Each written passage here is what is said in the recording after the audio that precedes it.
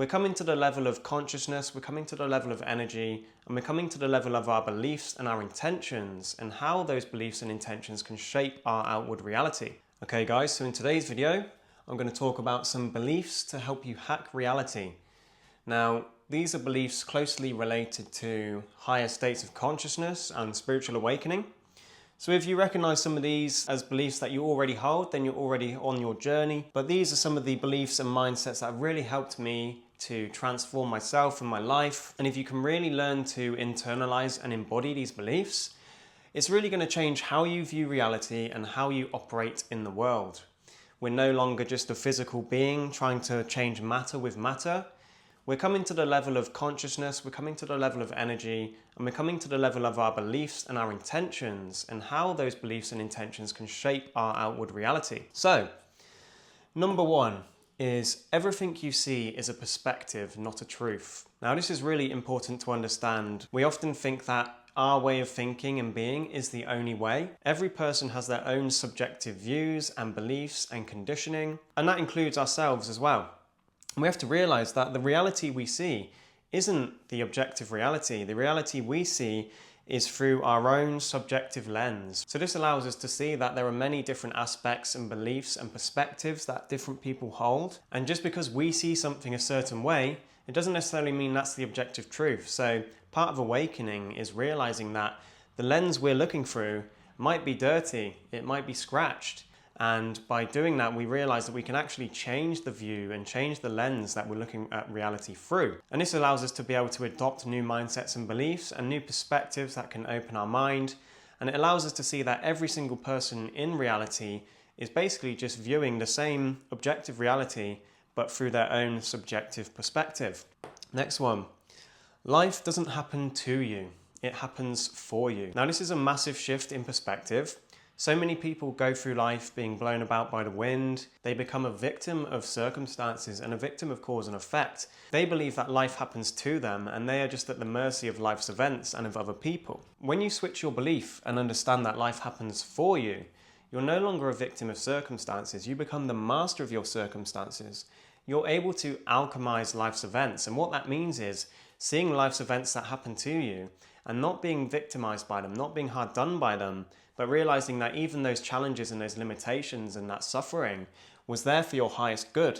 And it's believing that everything happens for a reason. And the real trick here is to be able to find the meaning in that reason. Why did those things happen to you?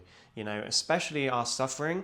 Often it's the hardest thing to accept and to process. But when you start to view life in this spiritual way, you start to realize there's a karmic balance to everything. Everything happens for a reason, and everything happens for our spiritual growth. The most painful things are the things that transform us the most. And rather than be a victim of those things, we can actually take them and alchemize them, take the lesson from that, take the development from that, and elevate ourselves spiritually. So, life doesn't happen to you, it happens for you. And also it happens through you. Now, this brings us to the next one, which is the law of correspondence, which is as above, so below. And this law states that reality is a mirror. So everything you see is a reflection of your internal landscape. If you change your beliefs, you change your reality. So the reality you perceive outside of you in the 3D world is being projected through you, through your internalized beliefs, through your energetic structure, through the subtle anatomy. Your life force is moving through you. If you have blockages and if you have limiting beliefs, those things are going to manifest outwardly. If your energy is coherent and your internal landscape is calm and harmonious, then that's the life that you're going to experience as well. So, reality is just a mirror. Are you seeing the same circumstances, the same problems, the same patterns keep coming up?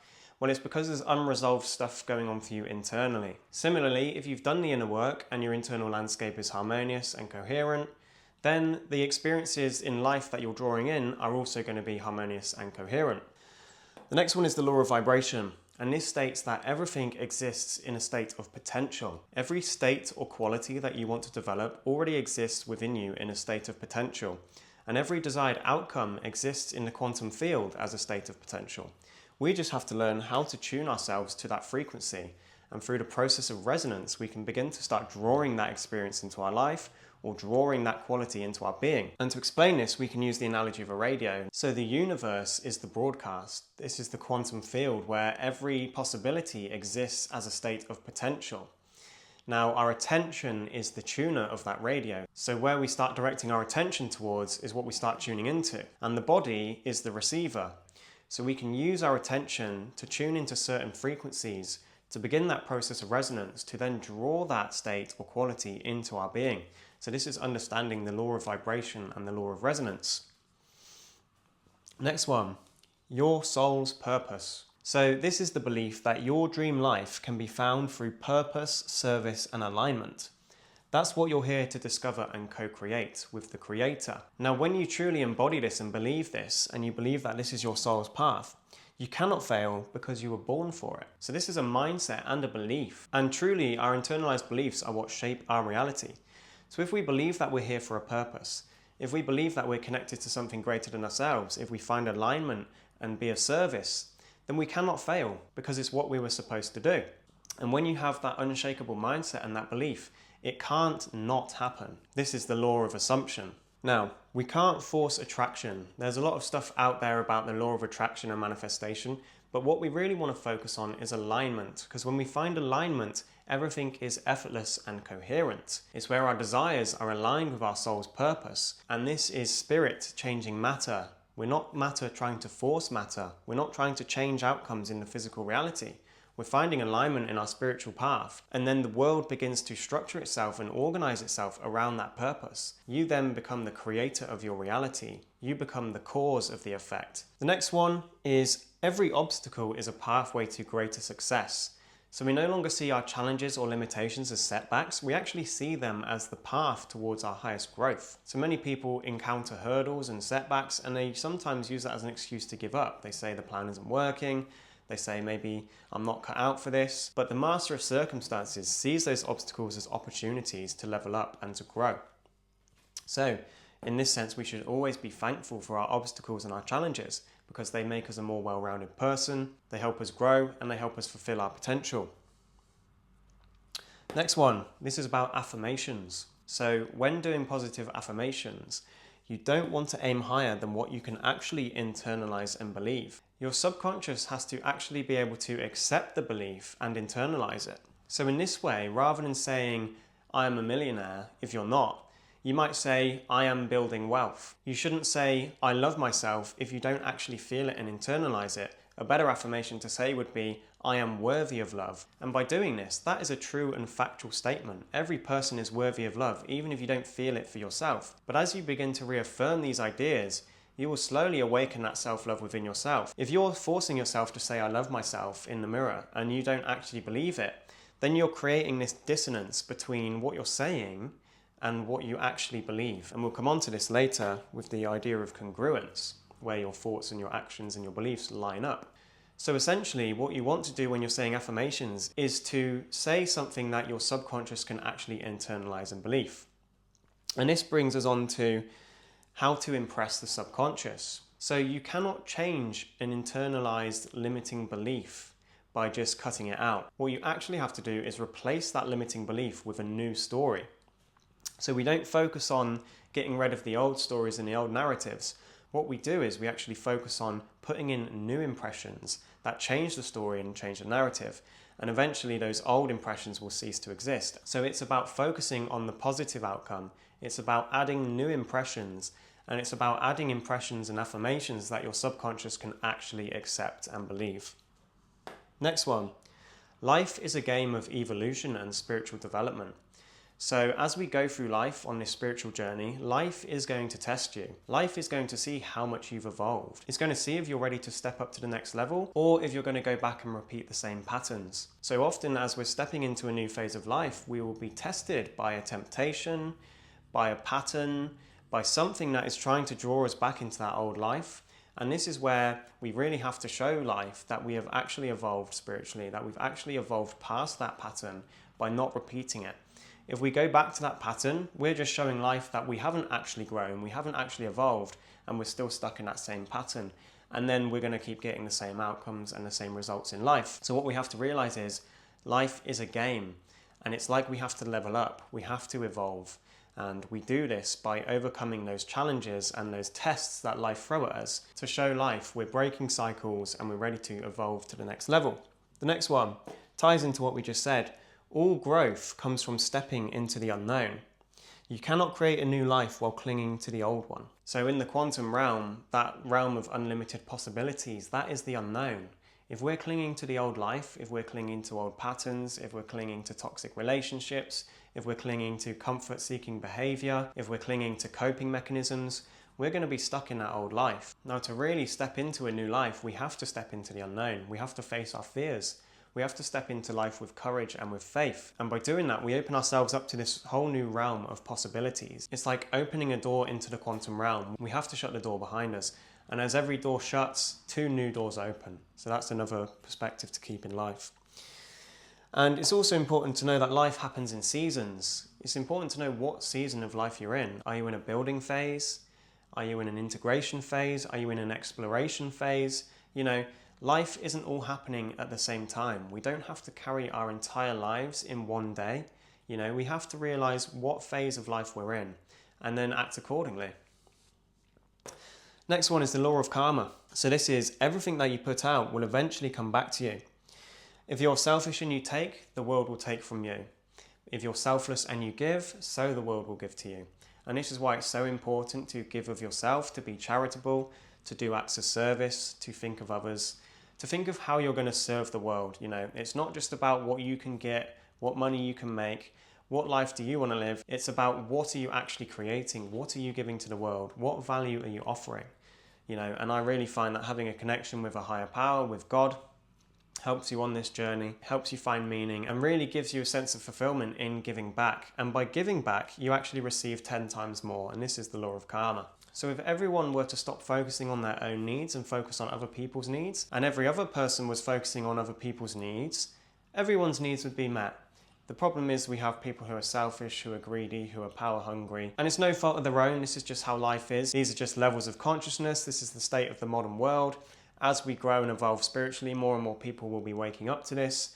But realistically, we have to realize that it's our duty to look after each other. And if we all looked after each other, ourselves would be taken care of as well.